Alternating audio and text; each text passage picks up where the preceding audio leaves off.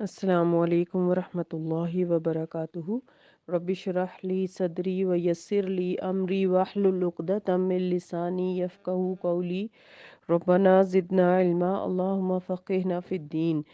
हम आयत नंबर 271 तक सूरह अल बकरा पढ़ चुके। गुज़िश्ता आयात को रिपीट कर लेते हैं। औज़ु बिल्लाहि मिनश शैतानिर रजीम, बिस्मिल्लाहिर रहमानिर रहीम। युतिल हिकमत मन यशाउ व मन युतल हिकमत फ़क़द ऊतिय खैरन कसीरा व मा यज़्ज़करु इल्ला उलुल अलबाब। वो जिसे चाहता है हिकमत अता फरमाता है, और जिसे हिकमत अता कर दी गई उसे हकीकत में बड़ी दौलत मिल गई, और नसीहत तो अकल और दानिश वाले ही कबूल किया करते हैं। तुम जो कुछ खर्च करो या नज़र मानो, अल्लाह इसे जानता है, और जालिमों का कोई मददगार ना होगा। अगर तुम सदकात को जाहिर करके दो तो ये भी अच्छी बात है, और अगर पोशीदा रखो और मसाकीन को दो तो तुम्हारे लिए ज़्यादा बेहतर है। ये तुमसे तुम्हारी बुराइयां दूर कर देगा। अल्लाह ताला तुम्हारे अमाल से खूब बाखबर है। आज की आयत, आयत नंबर 272। लैसा अलैका हुदाहुम वलाकिन अल्लाह यहदी मन यशाउ वमा तुनफिकू मिन खैरिन फली अनफुसिकुम वमा तुनफिकून इल्ला इब्तिगाअ वजहिल्लाह वमा तुनफिकू मिन खैरिन युवफ़ा इलैकुम व अंतुम ला तुज़लमून। ए नबी सल्लल्लाहु अलैहि वसल्लम, इनकी हदायत तुम्हारे ज़िम्मे नहीं, बल्कि हदायत तो अल्लाह जिसे चाहता है देता है। और जो माल तुम खर्च करोगे तो ये तुम्हारे अपने फ़ायदे के लिए होगा, और तुम महज अल्लाह की रज़ा के लिए ही खर्च करते हो। और तुम जो माल भी खर्च करोगे इसका तुमको पूरा पूरा अजर मिलेगा, और तुम पर कोई जुल्म नहीं किया जाएगा। लैसा अलैका हुदाहुम, ए नबी, इनकी हदायत तुम्हारे ज़िम्मे नहीं है। आप सल्लल्लाहु अलैहि वसल्लम के बाज़ रिश्तेदार ही आप सल्लल्लाहु अलैहि वसल्लम की बात सुनने को तैयार नहीं थे, जैसे कि अबू लहब और भी कई करीबी रिश्तेदारों ने आप सल्लल्लाहु अलैहि वसल्लम की बात नहीं मानी। तो फरमाया, हदायत अल्लाह के ज़िम्मे है, तुम ऐसे लोगों पर भी खर्च करो जो दीन की तरफ ना आए। तो जो आप सल्लल्लाहु अलैहि वसल्लम की तालीम तबलीग के बावजूद मुसलमान नहीं हुए, जिन्होंने हदायत नहीं पाई, और यह दी मैं यशाउ, अल्लाह ताला जिसे चाहता है हदायत देता है। अल्लाह का कानून है कि वो हदायत उसको देता है जो अल्लाह से हदायत मांगता है। तो यहाँ पर बताया गया है कि अल्लाह के रसूल सल्लल्लाहु अलैहि वसल्लम की यही ज़िम्मेदारी थी कि वो पैगाम हक़, जो ईमान की दावत और आखिरत के डरावे पर मुश्तमिल होता, लोगों तक पहुँचा दें। फिर जो माने, जो चाहे माने, और जो चाहे इनकार कर दे। मानने वालों के लिए हदायत और रहमत की खुशखबरी दी गई, और ना मानने वालों के लिए गुमराही और शदीद अजाब की वईद सुनाई गई। हदायत दे देना या लोगों को राय रास्त पर ले आना नबी सल्लल्लाहु अलैहि वसल्लम की जिम्मेदारी नहीं थी। इस बात की मज़ीद वजाहत आयत नंबर 256 की तशरीह में भी हो चुकी है। ये बात इन्फाक की तरगीब देने वाली आयत के दौरान कही गई है, क्योंकि अल्लाह की राह में इन्फाक भी ईमान में खलूस का सबूत और इसका अमली तकाजा है। फितरी तौर पर इंसान का रुझान ये होता है कि अजीज़ व अकारब में हाजतमंदों की कुछ माली मदद करे, लेकिन शुरू में ये ख्याल होता था कि ऐसा ना हो कि कुफ़ार की मदद करने से अल्लाह नाराज़ हो जाएं और हमारे अमाल ज़ाया हो जाएं। ज़ाहिर है कि मोमिनों के बहुत सारे रिश्तेदार थे जो इस्लाम जिन्होंने कबूल नहीं किया था, लेकिन माली तौर पर वो पसमानदा थे, इसलिए उनको देना चाहते थे। लेकिन ये ख्याल आता कि क्या पता वो मुशरिक हैं और उनको देने से अल्लाह नाराज़ ना हो जाए।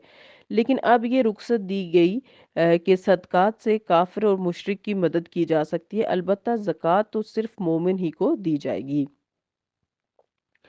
अगली आयत में फरमाया, लिलफ़ुक़राइल्लज़ीना उहसिरू फ़ी सबीलिल्लाहि ला यस्ततीऊना दरबन फ़िल अर्दि यहसबुहुमुल जाहिलु अग़निया मिनत तअफ़्फ़ुफ़ि तारिफ़ुहुम बिसीमाहुम ला यसअलूना अन्नासा इल्हाफ़ा वमा तुनफ़िक़ू मिन ख़ैरिन फ़इन्नल्लाहा बिही अलीम।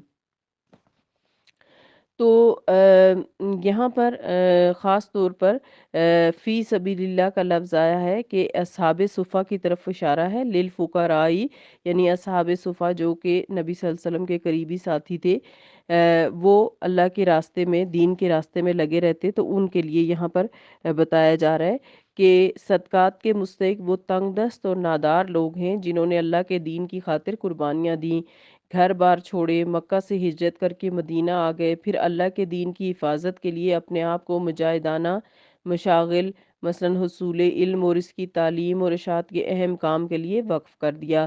یہ لوگ اصحاب صفہ کے نام سے معروف ہو گئے تھے۔ ان کو چھوٹے غزوات اور مہمات میں بھی باہر بھیج دیا جاتا تھا۔ جب مدینہ میں ہوتے تو ان کا بیشتر وقت نبی صلی اللہ علیہ وسلم کی خدمت میں، حصول علم میں گزرتا یا درس و تدریس میں۔ چنانچہ ان کے بارے میں بتایا جا رہا ہے کہ یہ لوگ دوسروں کی طرح باقاعدہ حصول معاش کے لیے زیادہ وقت تو نہیں دے سکتے، بس تھوڑا بہت کام کر کے کچھ گزارا کر لیتے ہیں۔ عزت نفس اور غیرت کا احساس انہیں کسی سے سوال کرنے کی اجازت بھی نہیں دیتا، لہٰذا لوگ انہیں خوشحال سمجھتے ہیں۔ حالانکہ ان کے ظاہری حال، لباس اور خوراک کی کمی سے ان کی تنگ دستی اور ناداری کا اندازہ کیا جا سکتا ہے۔ تو ناواقف لوگ ان کے سوال نہ کرنے کی وجہ سے ان کو مالدار خیال کرتے ہیں۔ تم ان کے چہروں سے ان کو پہچان لوگے، وہ لوگوں سے لپٹ لپٹ کر نہیں مانگتے۔ تم جو مال بھی خرچ کرو، اللہ اس کو خوب معلوم ہے۔ تو یہاں جو لپٹ لپٹ کر نہ مانگتے ہیں، یہ الفاظ بڑے جامع ہیں، جن میں ایک اہم اور اصولی نقطے کی طرف نشاندہی کی گئی ہے جو پیشہ ور بیکاری اور واقعتاً مسکین میں فرق اور تمیز کرنے میں مدد کرتا ہے۔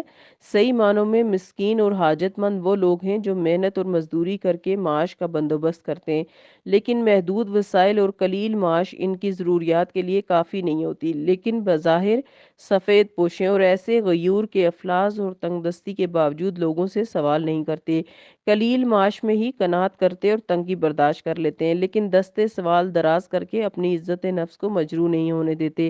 دراصل صدقہ و خیرات کے یہی حقدار ہیں۔ ان کی مالی امداد مخفی طور پر کرنا عین حکمت اور دانش مندی کی بات ہے۔ ظاہر ہے کہ یہ ان پیشہ وروں کی طرح نہیں جو کسب ید اور محنت کے بجائے بھیک مانگنے کو ہی اپنا پیشہ بنا لیتے ہیں، اور لپٹ لپٹ کر مانگنے والے یہی لوگ ہوتے ہیں جو معاشرے میں ناسور کی حیثیت اختیار کرتے ہیں۔ اسلام کے نقطۂ نظر سے یہ پیشہ ور لوگ مسکین نہیں ہوتے، چنانچہ رسول اللہ صلی اللہ علیہ وسلم نے فرمایا کہ مسکین وہ نہیں ہوتا جو ایک دو کھجوروں یا ایک دو لقموں کے لیے در بدر جا کر سوال کرتا ہے۔ مسکین تو وہ ہے جو سوال کرنے سے بچتا ہے۔ پھر رسول اللہ صلی اللہ علیہ وسلم نے لا یسألون الحافہ کی تلاوت فرمائی۔ تو اس سے کیا پتہ چلتا ہے کہ جو لوگ مسکین ہوں، جن کی ضروریات پوری نہ ہو رہی ہوں اور وہ لوگوں سے مانگتے نہ ہوں، لیکن ان کے بارے میں یہ پتہ ہو کہ ان کے حالات ٹھیک نہیں ہیں، ان میں صدقہ خیرات جو ہے وہ کرنا چاہیے، وہ زیادہ مستحق ہیں۔ اگلی آیت میں فرمایا کہ الذین ينفقون اموالهم باللیل والنہار سرا وعلانیۃ فلہم اجرہم عند ربہم ولا خوف علیہم ولا ہم یحزنون۔ جو لوگ دن رات اپنا مال خفیہ اور اعلانیہ خرچ کرتے ہیں، ان کے لیے ان کے رب کے پاس اجر ہے، انہیں نہ کوئی خوف ہوگا نہ وہ غمگین ہوں گے۔ تو ہجرت کے بعد امت مسلمہ کو سخت قسم کی اقتصادی بدحالی کا سامنا تو تھا ہی کہ تھوڑے ہی عرصے کے بعد حق اور باطل کی کشمکش قتال کے مرحلے میں داخل ہو گئی، یعنی باقاعدہ جنگیں ہوئیں، جس سے صورتحال اور بھی شدید ہو گئی۔ لہٰذا مومنوں کو اللہ کی راہ میں بے دریغ مال لگانے کی ترغیب دی گئی تاکہ غربت اور افلاس کا مقابلہ بھی کیا جا سکے اور جنگ کے لیے ساز و سامان اور سواری کا بھی انتظام ہو سکے۔ اسلام کی نظر میں وہ لوگ خوش نصیب اور قابل رشک ہیں جن کو اللہ تعالیٰ مال دے اور وہ دن رات بے دریغ اللہ کی راہ میں مال خرچ کرنے میں لگ جائیں۔ صحابہ کرام رضی اللہ عنہم پوری طرح ان آیات کے مصادق ثابت ہوئے، اور ان میں ابو بکر صدیق، عمر بن خطاب، عثمان بن عفان، عبد الرحمن بن عوف رضی اللہ عنہم وغیرہ کو امتیازی مقام حاصل ہے کہ جب بھی اللہ کے رسول انہیں خرچ کرنے کا حکم دیتے، اللہ تعالیٰ کی آیات سناتے، تو وہ اپنے گھر سے سارا مال اٹھا کر لے آتے، اور چاہے وہ غزوات ہوتے، چاہے وہ کسی اور وجہ سے خرچ کرنے کا حکم دیا جاتا، یہ لوگ مال خرچ کرنے میں کبھی دریغ نہیں کرتے۔ آپ کو پتہ ہے کہ عثمان رضی اللہ عنہ نے کس طرح مسلمانوں کو کنواں خرید کر دیا تھا یہودیوں سے، اور اسی طرح اور بھی بہت بڑے بڑے ان کے صدقات جو ہیں وہ تاریخ میں موجود ہیں، جن سے ہمیں سبق ملتا ہے۔